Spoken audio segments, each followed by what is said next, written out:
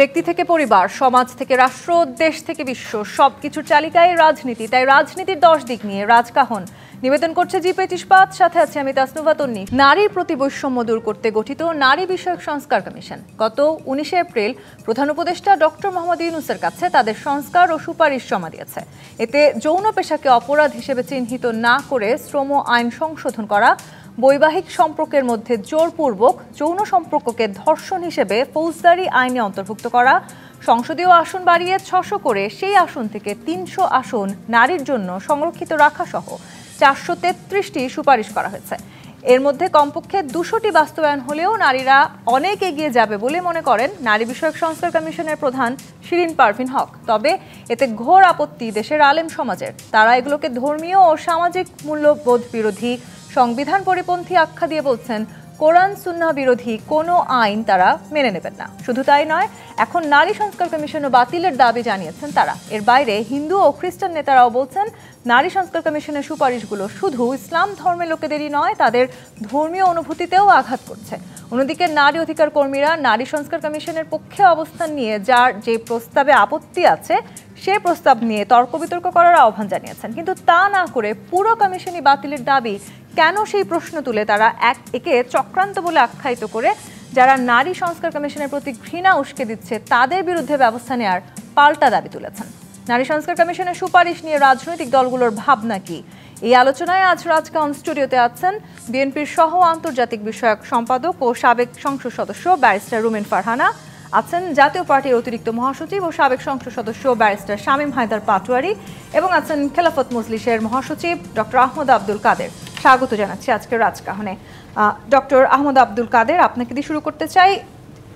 নারী সংস্কার কমিশন নিয়ে আসলে হঠাৎ করে অনেক আলোচনা সমালোচনা শুরু হয়েছে এবং হেফাজত ইসলাম পুরো কমিশনকেই বাতিল করতে বলেছে, যেখানে আসলে অনেকেই বলার চেষ্টা করছেন যেই সংস্কারের যেই জায়গাগুলো নিয়ে আসলে আপনাদের আপত্তি, সেই জায়গাগুলো কেন পরিবর্তন বা পুনর্মার্জন নয়, কেন পুরো কমিশন আপনারা বাতিল চাইছেন? ধন্যবাদ। সুপ্রিয় দর্শক, আসসালামু আলাইকুম রহমতুল্লাহ। আমরা হেফাজতের পক্ষ থেকে ইসলামী দলগুলো সবাই চেয়েছি এই কমিশনকে বাতিল করতে হবে। কমিশনের সুপারিশও প্রত্যাখ্যান করেছি আমরা। এর কারণ হচ্ছে এই কমিশন যে মৌলিক কয়টি প্রস্তাব দিয়েছে সব কটা ইসলামের বিরোধী। যেমন সম্পত্তিতে সমান অধিকার, তারপরে এই যে মেরিটাল ড্রাইভের কথা বলছে, শ্রমিকদেরকে শ্রমিক হিসাবে তাকে স্বীকৃতি দেওয়া, যৌন কর্মকে শ্রম বলে আখ্যায়িত করা, এই পারিবারিক আইনকে তারা বলেছে এটা পরিবর্তন করতে হবে। এই সব জিনিসের সঙ্গে ইসলামের এবং দেশের ঐতিহ্যের কোনো সম্পর্ক নেই। কাজ যে কমিশন এই ধরনের দৃষ্টতামূলক প্রস্তাব করতে পারে, এই কমিশন মূলত দেশের মানুষের প্রতিনিধিত্ব করে না, আলেম ওলামা তো করেই না, দেশের ধর্মপ্রাণ মুসলমানদের তারা প্রতিনিধিত্ব করে না। প্রতিনিধিত্বহীন তারা করে ফেলেছেন। আমরা জানতাম না যে তারা এই ধরনের তারা করবেন, কিন্তু দেখা গেছে সেরকম তাদের যে কম্পোজিশনটা আছে সেটা হচ্ছে তারা বেসিক্যালি নারীবাদী পাশ্চাত্য এনজিওতে তারা প্রভাবিত, শুধু প্রভাবিত নয়, তার এজেন্ডাকে বাস্তবায়নের তারা চেষ্টা করছে। কাজ যে কমিশন ইসলাম বিরোধী পদক্ষেপ নেওয়ার জন্য সুপারিশ করার দৃশ্য দেখাতে পারে, যে কমিশন পাশ্চাত্যের কালচার এখানে চালু করার চেষ্টা করছে, যে কমিশন এখানে বিভিন্ন নামে এলজিবিটিকে এখানে প্রমোট করার চেষ্টা করছে, এই কমিশনের আমরা গ্রহণ করি না। আমরা দাবি করেছি, কালকে সেদিন আমরা সবাই জানেন হেফাজতের মিটিংয়ে স্পষ্ট বলা হয়েছে এটাকে বাতিল করতে হবে, বাতিল করে নতুন কমিশন করতে হবে, এবং কমিশন অবশ্যই ইসলামপন্থী নারীদের রাখতে হবে, যারা এই দেশের ভাবাদর্শকে সমর্থন করে এদের রাখতে হবে। শুধু এক ধরনের এক পেশায় কমিশন এটা হয়েছে, এটা কোনো প্রত্যক্ষ কমিশন উঠেই না, এটা হচ্ছে কিছু এনজিওদের সমষ্টি, মূলত কিছু শিক্ষক, কিছু এনজিও, তারা সবাই এক ক্যাটাগরি, একই চিন্তাধারার লোক, কাজে তারা জাতিকে পরিণত করে না। এই জন্য আমরা চেয়েছি তাদের পরামর্শের সুপারিশের মধ্যে কিছু ভালো দিক অবশ্যই আছে, আমি বলবো না সব খারাপ, এবং কোনো কিছুতে সব খারাপ হয় না, কিন্তু মৌলিকভাবে যেহেতু তাদের জিনিসগুলো খারাপ, এই জন্য আমি বলেছি এই কমিশনকে বাতিল করতে হবে এবং কমিশনের সুপারিশকে প্রত্যাখ্যান করতে হবে। আর যেগুলো ভালো আছে সেগুলোকে বাছাই করে পরবর্তী কমিশনে এসে এটাকে তারা প্রস্তাব দেবেন। কাজে আমাদের খুব স্পষ্ট এই কমিশনে রাখার স্কোপ নাই। জি, কোনোভাবেই আসলে এই কমিশনের সাথে হেফাজত ইসলামের আর কোনো থাকবার সুযোগ নেই বলে হেফাজত কমিশন মনে করে। ব্যারিস্টার শামীম হায়দার পাটোয়ারি, 433টি সুপারিশ করা হয়েছে এই কমিশনের মধ্যে দিয়ে, এবং সেখানে কমিশন প্রধান তিনি বলেছেন 200টিও যদি বাস্তবায়ন করা যায় সেটি আসলে নারীদেরকে অনেক এগিয়ে নিয়ে যাওয়া হবে। সেখানে আমরা দেখতে পাচ্ছি হাতে গোনা কয়েকটি ইস্যু নিয়ে আসলে সবচেয়ে বেশি তর্ক বিতর্কের সৃষ্টি হয়েছে। কি মনে করছেন তাদের এই 433টি সুপারিশের মধ্যে 200টি বাস্তবায়ন করাও কি সম্ভব হবে, নাকি যে দাবি দাওয়াগুলো সামনে আসছে তার প্রতিফলন দেখতে পাবো আমরা? দেখুন, এটা মানে যে দাবিগুলো এখানে কমিশন রিপোর্টগুলো আসছে, প্রথম হচ্ছে এই কমিশন কোনো সাংবিধানিক কমিশন না। এই সংবিধান পাবলিক সার্ভিস কমিশন অথবা নির্বাচন কমিশনের মতো সংবিধানের রেফারেন্স নাই, অথবা অনেক আইন দিয়ে কমিশন করা হয়, ইউনিভার্সিটি গ্রান্টস কমিশন, কোম্পানি, এটা সেটাও না। এটা প্রধান উপদেষ্টা বা একটা এক্সিকিউটিভ অর্ডারে গঠিত কিছু কমিশন যারা কিছু সুপারিশ দিবে। এই সুপারিশগুলো বাইন্ডিং নেচারের না, এবং রাজনৈতিক দলগুলো যদি এটা গ্রহণ না করে তাহলে এটার কোনো ভ্যালু নেই, it's mere piece of paper. Then the question come up composition. Bangladesh একটি মুসলিম প্রধান দেশ, এবং এদেশের মুসলিম আলেম উম্মারা এই বিষয়গুলো খুব সেন্সিটিভ। কমিশনে কোনো আলেম রাখা হয়নি কেন? এবং আমি জানি না কমিশনে যখন মিটিং হয়েছে সেই মিটিংয়ে আলেম ওলামা বা বিশেষজ্ঞদের যারা ব্যাখ্যা করতে পারে তাদেরকে ডাকা হয়েছে কিনা, বা মুফতিদের ডাকা হয়েছে কিনা, কারণ তারা তো পক্ষ, এদেশের মানুষ। অথবা ইসলামে যেসব নারীরা ইসলাম প্র্যাকটিস করে, ইসলাম নিয়ে কথা বলে, তাদেরকে ডাকা হয়েছে কিনা। যদি না ডাকা হয়ে থাকে, আমি মেরিটে পরে যাচ্ছি, প্রসেসটাই তো গণতান্ত্রিক হয়নি, রিফ্লেকটিভ হয়নি। এটা একটা বড় ডিফেক্ট রয়ে গেছে। দুই, যে কটা ইস্যু বলা হয়েছে, যেমন ইউনিফর্ম ফ্যামিলি কোডের কথা বলা হয়েছে, এটা আজকে থেকে না, এটা 40 বছরের পুরনো ডিসপুট। অর্থাৎ আমাদের বিভিন্ন যে সিডো কনভেনশন আছে, সেই সিডো কনভেনশনে বাংলাদেশ 2টো রিজার্ভেশন জায়গায় রেখে সাইন করেছে, তার মধ্যে এটা একটা। এটা এখনও ইন্টারন্যাশনাল বাংলাদেশ সাইন করেনি। এটার তাত্ত্বিক ব্যাখ্যা থাকতে পারে, ছেলেমেয়ের সমান সম্পত্তি দেওয়া যেতে পারে, ছেলেমেয়ের সমান সম্পত্তি বাবা মা চাইলে দিয়ে যেতে পারে, গিফট করেও সমান করে দিতে পারে। আবার লায়াবিলিটির প্রশ্ন যখন আসবে তখন কিন্তু মেয়েদের লায়াবিলিটি আর ছেলেদের লায়াবিলিটি এক না। বাবা মার ভরণ পোষণের দায়িত্ব ওয়াইফের উপর না, মেয়ের উপর না। ছেলেমেয়ের ভরণ পোষণের দায়িত্ব মেয়ের উপর না। কেন? কিন্তু দায়িত্বটাও ছেলেদের বাড়ানো আছে, সম্পত্তির ভাগটাও বাড়ানো আছে। ইম্পর্টেন্ট কোশ্চেন হচ্ছে, হিন্দু ধর্মে কিন্তু কোনো সম্পত্তির বিধান মেয়েদের নাই। আর তার বিয়ের সময় যে গিফট দিবে স্ত্রীধন, এটা ছাড়া সে কিন্তু সম্পত্তিতে, বাবার সম্পত্তিতে কোনো প্রপার্টি পায় না। কিন্তু মুসলিম ধর্মে 50% এনশিওর করা আছে। আমরা কি ওই 50% এনশিওর করতে পেরেছি? আমাদের গ্রামের সিনারি কি? বোন কখনো ভাইয়ের কাছে সম্পত্তি চায় না, কারণ সম্পত্তি চাইলে ভাই বোনের সম্পর্ক শেষ হয়ে যাবে, স্বামী তাকে টর্চার করলে তারা যাওয়ার জায়গা থাকবে না। সে বাচ্চা কাচ্চা নিয়ে বছরে 2-3 বার ভাইয়ের বাসায় আসে, নাইউরি খায়, এটাই হচ্ছে গিয়ে তার ট্রেডিশন, সে এতেই হ্যাপি থাকে। আমরা আগে এনশিওর করি সে ইসলামিক কোরআনিক ল অনুযায়ী 50% পাবে। দুই হচ্ছে ম্যারিটাল রেপ নিয়ে আপনি যেটা বলছেন, আর হচ্ছে সব কিছু আমাদের একটা ল আছে, মুসলিম শরিয়া অ্যাপ্লিকেশন অ্যাক্ট 1939। এটা দিয়ে বলা হয়েছে বিবাহ, ম্যারেজ, উত্তরাধিকার, বিচ্ছেদ, এসব ক্ষেত্রে মুসলিম ল, পার্সোনাল ল সে ক্যারি করবে। এখন সে যদি ক্যারি করতে না চায় তাহলে সে কিন্তু স্পেশাল ম্যারেজ একটা বিয়ে করতে পারে, সে ধর্ম ত্যাগ করতে পারে। একজন লোক যদি বলে আমি সেকুলারে বিশ্বাস করি, কোনো ধর্মে বিশ্বাস করি না, কোনো ধর্ম অনুযায়ী আমার সম্পত্তি সে বলবে আমি মুসলিম না, এই সুযোগ তার আছে। কিন্তু মুসলিম থেকে আপনি কোরআনিক লয়ের বাইরে যাওয়ার সুযোগ কতটুকু আছে বা যাওয়া হয়েছে, আমি উদাহরণ দিয়ে বলছি, দুটো উদাহরণ আছে। একটা হচ্ছে আইয়ুব খান যখন 1961 সালে মুসলিম ফ্যামিলি ল অর্ডিন্যান্স করলেন, তখন একটা সোশ্যাল ক্রাইসিস ছিল যে বাবা যদি দাদা বেঁচে থাকা অবস্থায় বাবা মারা যায় তাহলে নাতিপুতিরা দাদার সম্পত্তি পেত না, এবং কোরআনিক লতে সূরা নিসায় নাতির জন্য সরাসরি কোনো সম্পত্তির বিধান নাই। তখন 61 সালে উনি ল করে দিলেন যে নাতিও সম্পত্তি পাবে, বাবা মারা গেলে দাদার সম্পত্তি ডাইরেক্টলি পাবে, শুধু ছেলে মেয়ে পাবে। এটা নিয়ে তখনও ব্যাপক প্রোটেস্ট হয়েছিল, কিন্তু আলটিমেটলি এটা কিন্তু একটা ভালো অ্যামেন্ডমেন্ট হিসেবে টিকে গেছে। আরেকটা বলে শেষ করছি 1 মিনিটে, আপনি ম্যারিটাল রেপের কথা বলেছেন। 1893 সালে হাউস অফ লর্ডস বলেছে ম্যারিটাল রেপ বলে কিছু নাই। 1993 সালে হাউস অফ লর্ডস বলেছে ম্যারিটাল রেপ হবে। আমাদের দেশেও ম্যারিটাল রেপ আছে। 14 বছরের কোনো নারীকে যদি আপনি বিবাহ করে বা বিবাহ না করে সম্মতি বা সম্মতি ব্যতিরেকে যদি আপনি সেক্সুয়াল ইন্টারকোর্স করেন, সাথে সাথে রেপ হবে, সাথে সাথে রেপ হবে। বাকি যেটা আছে, যে যারা ম্যাচিউর বা অ্যাডাল্ট ফ্যামিলি রিলেশন আছে, অনেক দিন সংসার করেছে, সেখানে ম্যারিটাল রেপ হতে পারে। আমি কিন্তু ম্যারিটাল রেপের পক্ষে, ম্যারিটাল রেপের শাস্তি হওয়া উচিত, কারণ আমরা আইনজীবী হিসেবে দেখেছি অসুস্থ অবস্থায় জোর করে সেক্স করেছে, মানসিকভাবে দৌরত্ব কিন্তু জোর করে করেছে, এরকম প্রচুর অভিযোগ আসতেছে, ওটাই ডিভোর্সের কারণ। সেই ক্ষেত্রে প্রবলেমটা হচ্ছে এভিডেন্সিয়াল প্রবলেম। স্বামী স্ত্রীর একান্ত বিষয়টা আপনি প্রমাণ করবেন কিভাবে? একজন স্ত্রী যদি বলে অমুক দিন অমুক সময় আমাকে জোরপূর্বে ধর্ষণ করেছে, এটা কি করে প্রমাণ হবে তিনি কনসেন্ট দেয়নি ওই সময়? অর্থাৎ সুপারিশে আসলে যে ধরনের জায়গাগুলো আছে, যে বিষয়গুলো নিয়ে আলোচনা করেছে, সেই জায়গাগুলোতে মতপার্থক্য তো থাকতেই পারে, সেটিও খুব স্বাভাবিক। ব্যারিস্টার রুবিন ফারহানা, যে কোনো বিষয় বা যে কোনো সংস্কার কমিশনের সুপারিশমালা নিয়ে আসলে সব রাজনৈতিক দলের বা সাধারণ জনগণের প্রত্যেকের একটা মতে পার্থক্য থাকতে পারে, কিন্তু এই নারী সংস্কার কমিশনের যে ইস্যুটি হঠাৎ করে সামনে আসলো, সেটি নিয়ে হঠাৎ করে এত আলোচনা সমালোচনা, কি মনে হয় যে এর পেছনেও আসলে কোনো কারণ আছে কিনা? অনেকেই কিন্তু পেছনের কারণ খুঁজবারও চেষ্টা করছেন। আপনাকে অসংখ্য ধন্যবাদ। আমরা শেখ হাসিনার সময় একটা ভয়ানক অসহিষ্ণু সমাজে ছিলাম, এবং এটা বেশ লম্বা সময়, 15 বছর is a very long time. এবং এই দীর্ঘ সময়টাতে আমরা দেখেছি যে আপনি সরকারের কোনো সমালোচনা করতে গেলেই আপনার বিরুদ্ধে খুবই নিবর্তনমূলক কিছু ব্যবস্থা নেওয়া হবে, আপনার বিরুদ্ধে মামলা দেওয়া হবে, আপনাকে গুম করে ফেলা হবে, আর সবচেয়ে কম যেটা লিস্ট যেটা সেটা হচ্ছে আপনাকে রাজাকার ট্যাগিং দেওয়া হবে। এটা হচ্ছে সবচেয়ে কম শাস্তি। খুবই অসহিষ্ণু একটা আবহাওয়া। এখন আমরা দেখছি আরেক এন্ডের খুবই অসহিষ্ণুতা, বিকজ আমরা না দীর্ঘ সময় অসহিষ্ণু অবস্থায় থাকতে থাকতে আমার ধারণা আমাদের মনোজগতে এমন পরিবর্তন এসছে যে আমরা কোনো সুস্থ তর্ক বিতর্ক করবার মতন অবস্থাতেই আর নাই। আমরা এখন হয় আমার মতটাই মত, না হলে আমি পুরোটাই ছুঁড়ে ফেলে দেব। এটা নিয়ে যে আলোচনা হতে পারে, এটা নিয়ে যে তর্ক হতে পারে, এটা নিয়ে যে প্রত্যেকে যার যার স্বাধীন মত দিতে পারে, এই অবস্থার মধ্যেই আমরা এই মুহূর্তে নাই। আপনি চিন্তা করেন 6টা বা 7টা সংস্কার কমিশন, প্রত্যেকেই বড় বড় করে এক একটা সংস্কার রিপোর্ট দিয়েছে যে এই এই জায়গায় সংস্কার হওয়া উচিত।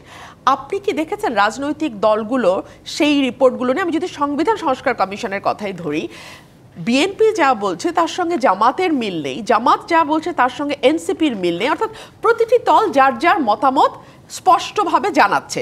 কিন্তু কোনো দল কি এই দাবি করেছে যে সংস্কার কমিশন, সংবিধান সংস্কার কমিশনকে বাতিল করে দিতে হবে? এই দাবি কিন্তু আমরা শুনিনি। কিন্তু নারী সংস্কার কমিশন বাতিলের বিষয় আমরা শুনছি।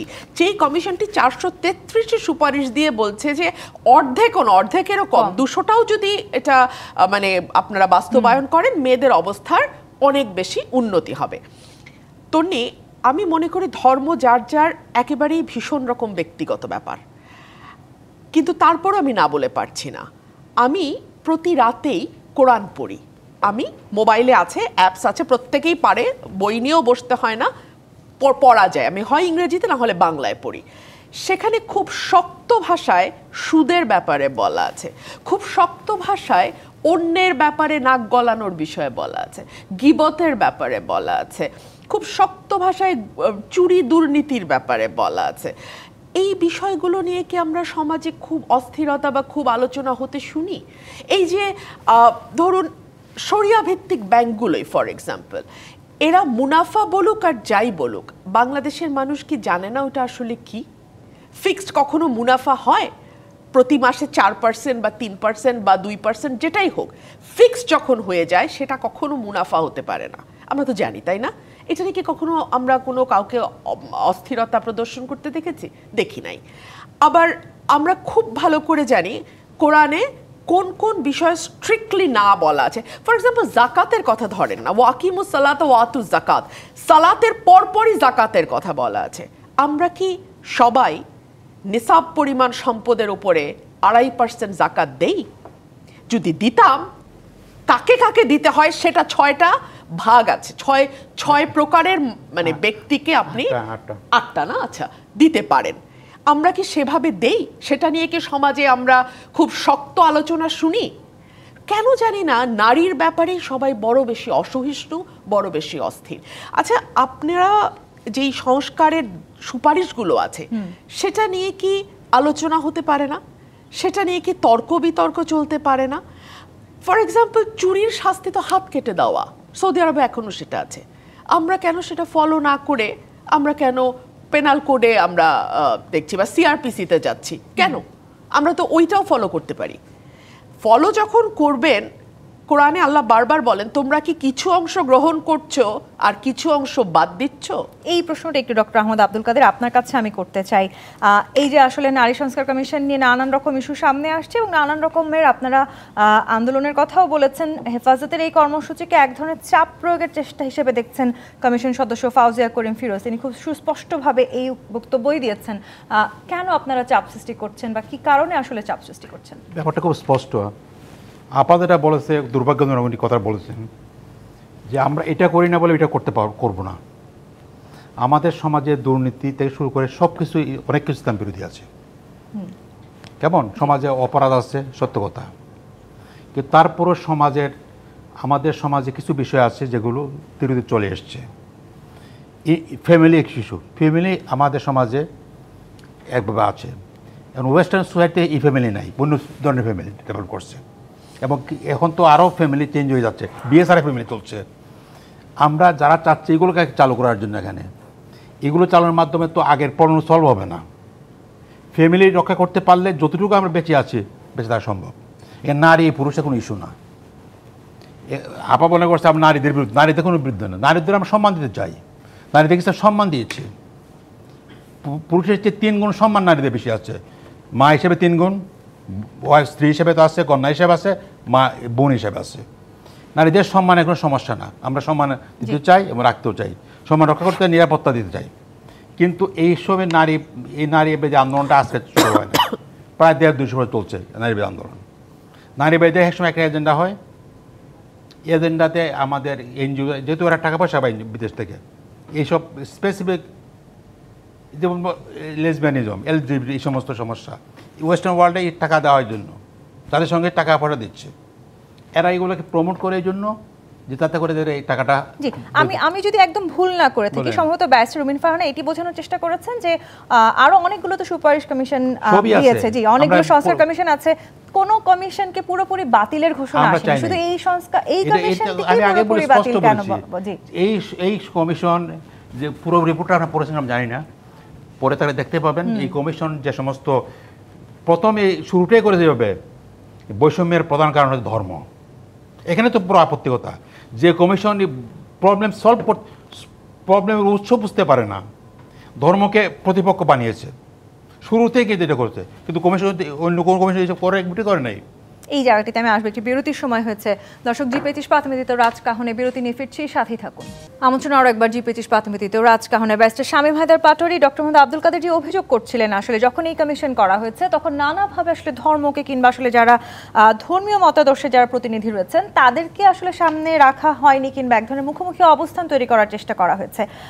আপনিও কিন্তু এই কথা বলছিলেন, কোনো ধর্মীয় প্রতিনিধি আসলে এই কমিশন রাখেনি যখন তারা এই সংস্কার প্রস্তাবগুলো করেছে। সেটি এই তার মানে আরেকটু বিতর্কের সৃষ্টি করেছে এবং এই বিতর্কের তাহলে অবসান হবে কি করে, সেই জায়গাটিতে আমরা আসবো কিভাবে? আমি মনে করি বিতর্কিত যে সুপারিশগুলো এই কমিশন করেছে এগুলো বাস্তবায়ন হবে না অ্যাট দ্য মোমেন্ট, এটা বাস্তবতা। সেকুলারিজম আমাদের সংবিধানে ছিল, অনেকদিন পর্যন্ত ছিল। জিয়াউর রহমান বিসমিল্লাহির রহমান নিয়ে আসছেন, ওটা কিন্তু এখনও আছে।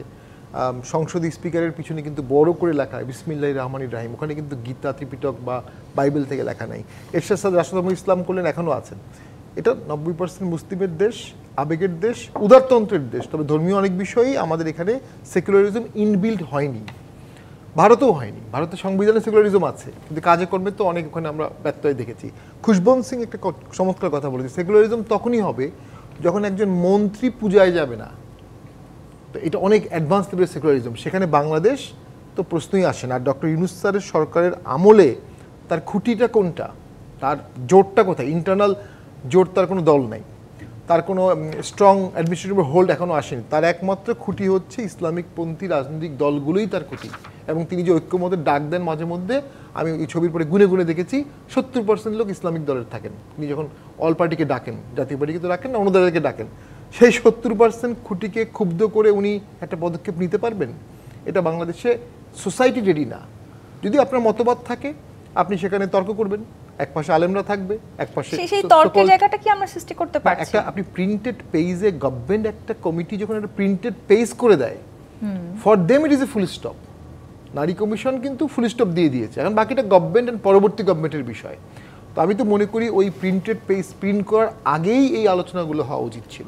তাহলে অনেকগুলো, তাহলে আমি একটা কথা বলছি, তাহলে দেখা যেত কি 400-র মধ্যে 250টা আলেমরা একসেপ্ট করে নিয়েছে, বাকিগুলো ওরা বলতে পেন্ডিং। সেই সুযোগটা তো কমিশন নিজেই হারিয়ে ফেলেছে।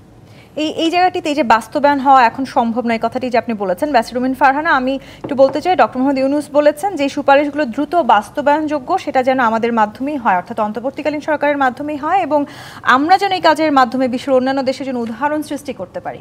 কি বলতে চান? আমার জন্য সুবিধা হতো যদি ডক্টর মোহাম্মদ ইউনূস স্পষ্ট করে বলতেন কোন কোন সংস্কার দ্রুত বাস্তবায়নযোগ্য। আপনি যেটাকে দ্রুত বাস্তবায়নযোগ্য মনে করছেন সেটি তো ফিল্ডে যখন আপনি নামবেন আপনার মনে হতে পারে যে না, এটা তো আসলে এত দ্রুত বাস্তবায়নযোগ্য নয়।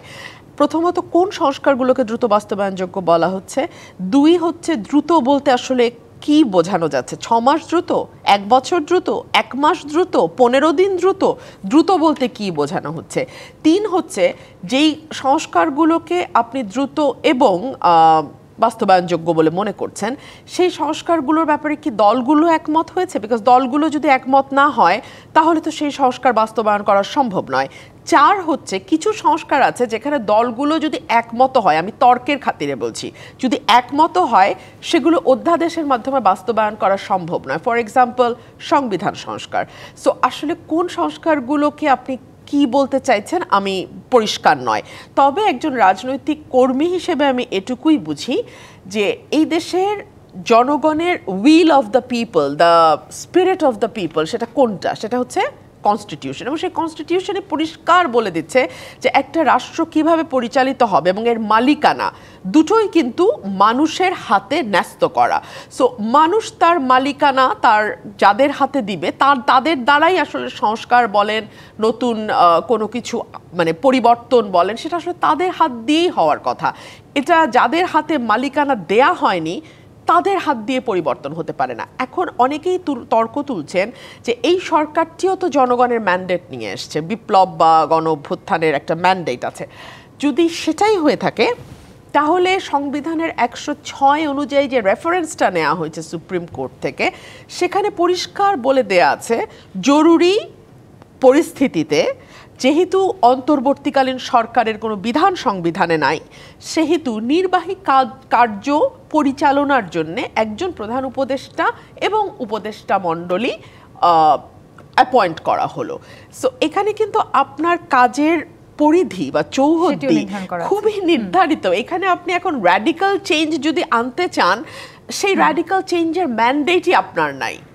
জি, ডক্টর আহমদ আব্দুল কাদের, নারী সংস্কার বিষয়ক সুপারিশ যারা করেছেন সেখান থেকে কমিশন প্রধান তিনি বলেছেন এই যে সুপারিশগুলো আছে সেখানে নারী আন্দোলনের যে চিরায়িত আকাঙ্ক্ষা, নারীর প্রকৃত স্বাধীনতা পেতে হলে কি করতে চাই আমরা, আমাদের আকাঙ্ক্ষা কি, স্বপ্ন কি, সেটি তুলে ধরা হয়েছে। আবার একই সময় যখন খেলাফত মজলিস বলছে যে একেবারে এই পুরো কমিশন আসলে একদম উদ্দেশ্য প্রণোদিত, উদ্দেশ্যমূলকভাবে গঠন করা হয়েছে। কি উদ্দেশ্য দেখতে পাচ্ছেন তাহলে আপনারা? দেখতে পাচ্ছি পরিষ্কার উদ্দেশ্য, পশ্চিমা মডেলকে ফলো করে আমাদের সমাজে গড়ে তোলার ব্যবস্থা করা, যেখানে live together allowed, sex crime বলে ক্রাইম নয়, মেরিটাল রেপ হবে। তার মানে হচ্ছে ওয়েস্টার্ন ওয়ার্ল্ডের সব দেশ সমান না। ওয়েস্টার্ন ওয়ার্ল্ডের যে নারীবাদী আন্দোলন শুরু হয় এবং যখন এই এলজিবিটি আন্দোলন শুরু হয়, যারা যে কথা তারা বলেছে আস্তে আস্তে এগুলো গিলে আবার চেষ্টা করা হচ্ছে। সমকামিতার কথা এখানে ডাইরেক্ট লেখে না, কিন্তু ইনডিরেক্টলি সমকামিতার ইস্যুগুলো এসছে এখানে, এবং বলা হচ্ছে আমার দেহ আমার অধিকার। এটা কিন্তু এলজিবিটির স্লোগান, আমার দেহকে আমি যে কোনোভাবে ইচ্ছা ব্যবহার করতে পারি, এটা তো আপনি অ্যালাউ করতে পারেন না। আমার দেহর অধিকার মানে আমার ইচ্ছা বলে কাউ পড়বো, ইচ্ছা বলে পড়বো না। তো এটা যদি আপনি মেনে নেন আমাদের সমাজ মানবে না, পাবলিক মানবে, জনগণ মানবে না। যদি জোরে বানাতে চান তাহলে সংঘাত হবে। জি, কিন্তু ডক্টর আহমদ আব্দুল কাদের, এই যে বিভিন্ন ইস্যু নিয়ে আসলে আপনাদের মত পার্থক্য আছে, সেটি নিয়ে আসলে সবাই একমত, মত পার্থক্য থাকতেই পারে, তো যে ইস্যুগুলো নিয়ে আপনাদের কোনো মতের পার্থক্য নেই কিংবা যে ইস্যুগুলো আপনারাও মেনে নিতে চাইছেন, সেই জায়গাগুলো নিয়ে এই নারী কমিশনের সাথে আপনাদের আলোচনার কোনো সুযোগ আছে নাই? কি? অযোগ্যতা আলোচনা করা, যারা ইসলামকে প্রতিপক্ষ সাজিয়েছে রিপোর্টের শুরুতেই তারা বলে দিয়েছে, বাংলাদেশে তারা বলছে বৈষম্যের প্রধান কারণে অন্যতম কারণ হচ্ছে ধর্ম। তাদের সঙ্গে আলাপ হবে কেন? তারা তো রিভোল্ট করেছে আমাদের সোসাইটির সঙ্গে, তারা আমাদের সোসাইটিকে রিপ্রেজেন্ট করে না, ধর্মকে তো করেই না, সমাজের কালচারকে রিপ্রেজেন্ট করে না। তারা পশ্চিমা কালচারেরও একটা অংশের, যারা একদম ফ্রি সব কিছু ফ্রি, এই ধরনের তারা চাচ্ছে। এমনকি আপনারা জানেন যে এরা আমাদের দাবি অনেকে ছিল যে ডেথ সেন্টেন্স চালু করা হোক টাইপের, তাই এটা বলছে না, দেখতে রাখা যাবে না। এটাও কিন্তু ওয়েস্টার্ন ওয়ার্ল্ডের একটা অংশের দাবি। এনজিওদের মাধ্যমে প্রমোট করে টাকা পয়সা পায় তারা, এবং সমস্ত এনজিওরা যারা আছে এরা এনজিওদের প্রতিনিধিত্ব করে, এবং সেই এনজিওগুলো যে এনজিওগুলো ওয়েস্টার্নের টাকা পয়সা খেয়ে এদের ভাবধারা চালু করতে চায়। এই জন্য আমরা এদের সঙ্গে কথা বলার প্রয়োজন মনে করি না। তারা তো একটু দাবি করেছেন যে অন্তত 200টিও যদি আসলে, কারণ এরা হচ্ছে, আমি বলছি এরা হচ্ছে আমাদের সমাজের প্রতিনিধিত্ব করে না, ওরা করে পশ্চিমা সমাজের প্রতিনিধিত্ব করে, এনজিওদের প্রতিনিধিত্ব করে, টাকার বিনিময়ে তারা এইসব প্রস্তাব দিয়ে আসছে। এগুলো তারা সেল করে পড়ে যে আমরা এই প্রস্তাব দিয়েছি, ডেথ সেন্টেন্স উঠে যেতে হবে, লিভ টু অ্যালাউ করতে হবে, এইসব প্রস্তাব তারা দিয়েছে, এগুলো তারা সেলও করতে পারবে।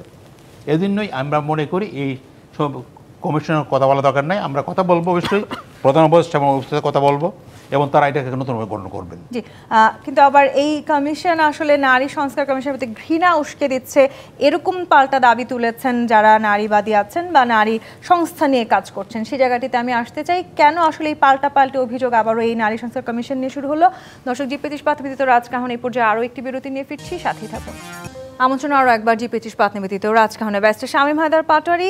যারা নারী সংস্কার কমিশনের প্রতি ঘৃণা উস্কে দিচ্ছে তাদের বিরুদ্ধে ব্যবস্থা নেওয়ার পাল্টা দাবি তুলেছেন নারীবাদী যে সংস্থাগুলো আছে তারা।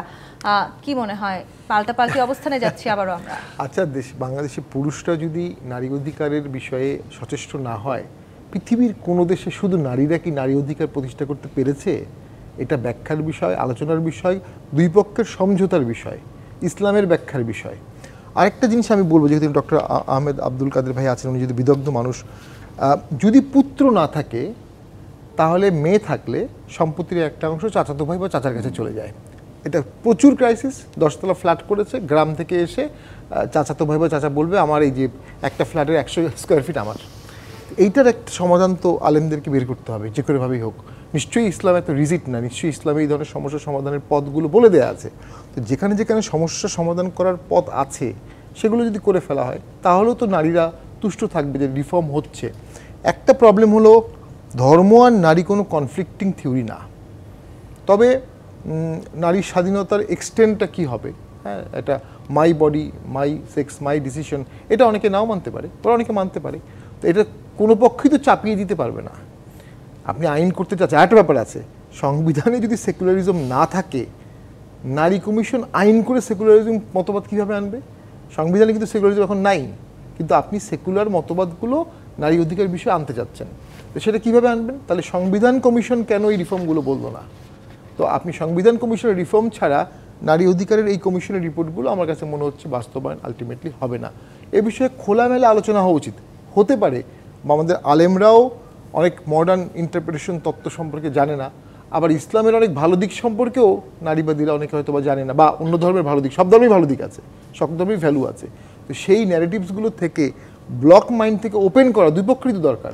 এই ডিসকাশনটাই রাষ্ট্র করাবে। কিন্তু সেই ডিসকাশনের জন্য যখন আসলে দুপক্ষের কেউই রাজি হচ্ছেন না, তখন এটা তো মানে ওই যে বললাম, রিপোর্ট প্রিন্ট করার আগেই তো আলোচনা করা উচিত ছিল, এবং আলেম সাহেবের অবজারভেশন নিয়ে, ক্রিটিসিজম নিয়ে রিপোর্টটা পাবলিশ করা উচিত ছিল, যে এই বিষয়ে এই আলেমের ব্যাখ্যা এইরকম। জি, আরেকটি খুব গুরুত্বপূর্ণ বিষয় ডক্টর আহমদ আব্দুল কাদের, যে বিষয়টি নিয়ে আসলে আপনারা যথেষ্ট মতভেদ দেখিয়েছেন, সেটা হচ্ছে সংসদীয় আসন বাড়িয়ে 600 করে সেই আসন থেকে 300 আসন নারীর জন্য সংরক্ষিত রাখা, সেই বিষয়টিতেও আপনারা দ্বিমত পোষণ করেছেন। সংরক্ষণ কেন?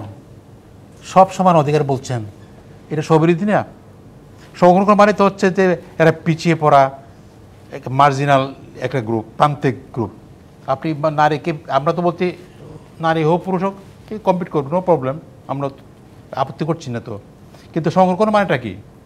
সংরক্ষণ মানে হচ্ছে একদিকে বলছে সমান অধিকার চাই, একদিকে সংরক্ষণ করলে তো ডাবল অধিকার হয়ে গেল আপনার। মানে সাধারণ সিটে তো নারীও অংশ নিতে পারে, পুরুষ অংশ নিতে পারে, আবার নারীদের জন্য আলাদা রাখতে হবে কেন? এই জন্য মনে করি যে এই স্ববিরোধী এবং স্বার্থের দিকটা লক্ষ্য রাখা সবসময় এটা ঠিক না।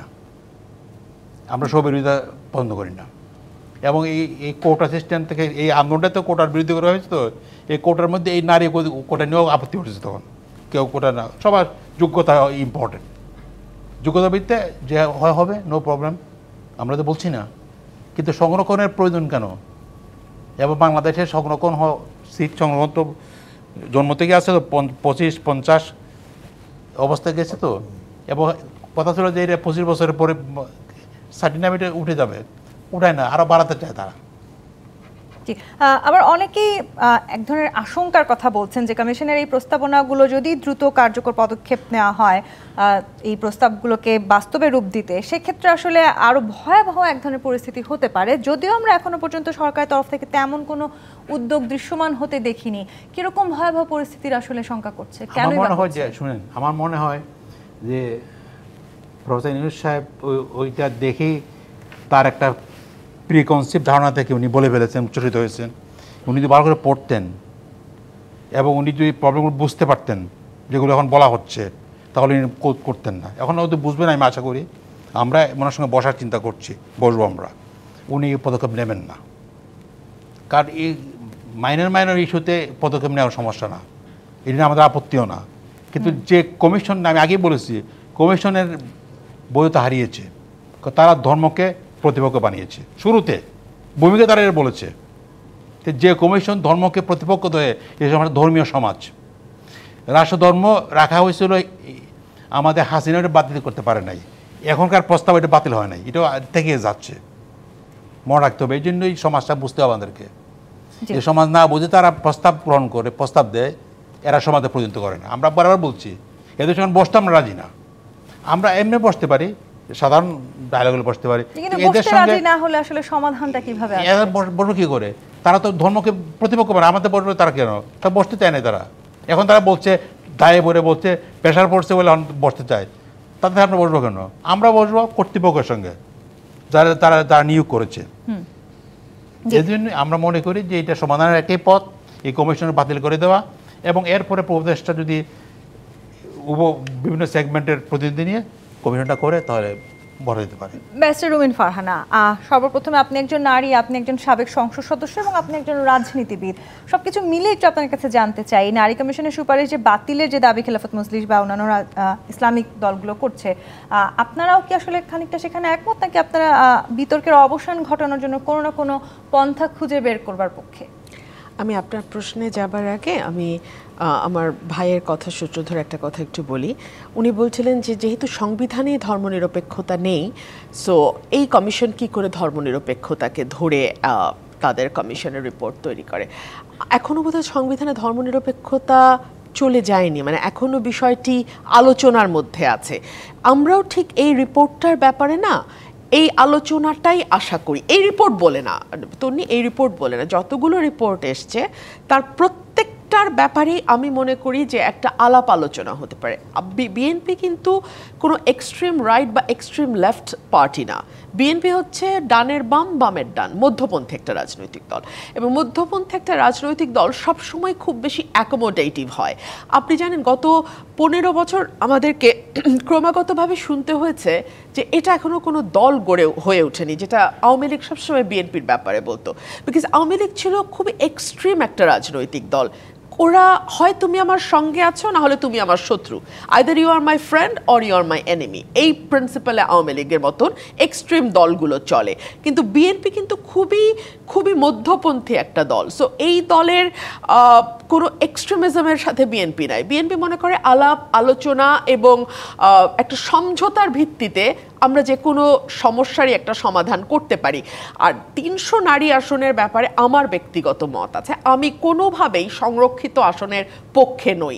আমি মনে করি যে এটি কেবলমাত্র যোগ্য নারীকেই যে পিছিয়ে দেয় তাই নয়, বরং দলগুলোকে একটা কমফর্ট জোন দেয়, যাতে দলগুলো মনে করে যে ডাইরেক্ট নমিনেশন দেওয়ার দরকার নাই, তাকে তো আমি সংরক্ষিততেই পাঠাতে পারবো। একই সঙ্গে আমাদের নারী মানে যারা প্রার্থী হতে চায় তাদের সঙ্গে দলের যারা পুরুষ সহকর্মী আছেন তারাও কিন্তু বারবার বলেন আপনি তো এমনি এমপি হয়ে যাবেন, আপনি তো চাইলেই সংরক্ষিত আসনে এমপি হতে পারেন, আপনি কেন আমাকে মাঠটা ছেড়ে দিচ্ছেন না। সো আমি মনে করি যে মেয়েদের অগ্রগতি অনেক হয়েছে। আপনি চিন্তা করুন, আমাদের সবচেয়ে বড় অর্থনীতির যে ভিত্তি গার্মেন্ট, সেটা কিন্তু ধরে রেখেছে আমাদের নারী শ্রমিক বোনেরা।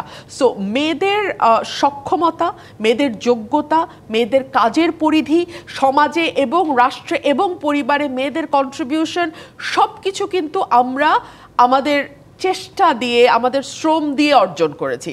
সো আমাকে যদি রাজনীতি করতে হয়, আমি যদি রাজনীতি করতে চাই এবং আমি যদি চাই যে আমি কনস্টিটিউশন বেসড পলিটিক্স করব, আমার একটা আসন থাকবে, সেই আসন থেকে আমি নির্বাচনে লড়াই করব, তাহলে আমাকে আসলে পরিশ্রম করেই আমাকে সেটা অর্জন করতে হবে এবং সমানভাবে প্রতিদ্বন্দ্বিতার মধ্যে দিয়েই করতে হবে। আরেকটা বিষয় আমি একটু ছোট্ট করে যুক্ত করি।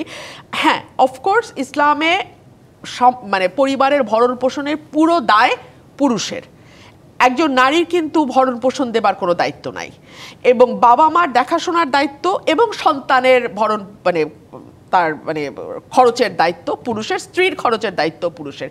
কিন্তু আপনি যদি এখনকার সমাজটা দেখেন, এখনকার সমাজে নারীরা কি কম কন্ট্রিবিউট করছে? আমাদের চাকরিজীবী, ব্যবসায়ী, এন্টারপ্রেনিয়র, যেই জায়গাতে কাজ করছে, তারা প্রত্যেকেই কিন্তু ফ্যামিলিতে কন্ট্রিবিউট করছে, এবং পরিবারে এক সন্তান যদি মেয়ে হয়, সেই মেয়েটি কি তার বাবা মাকে দেখাশোনা করে না? সেই মেয়েটি কি তার বাবা মার পুরো দায়িত্ব বহন করে না? তো তাহলে যখন সম্পত্তি ভাগের সময় চাচাতো ভাইয়ের প্রশ্ন আসে, তখন যেটা আমরা লয়ার হিসেবে অ্যাডভাইস করি, যারা, বিকজ অনেক বাবারাই আসেন আমাদের কাছে যে আমার একটাই মেয়ে, আমি কি করব, তো বলা হয় যে গিফট করে দেন, প্রপার্টি আপনি মানে গিফট করে দেন, এর বাইরে আসলে আর দ্বিতীয় কোনো ইয়ে নাই, রাস্তা নাই।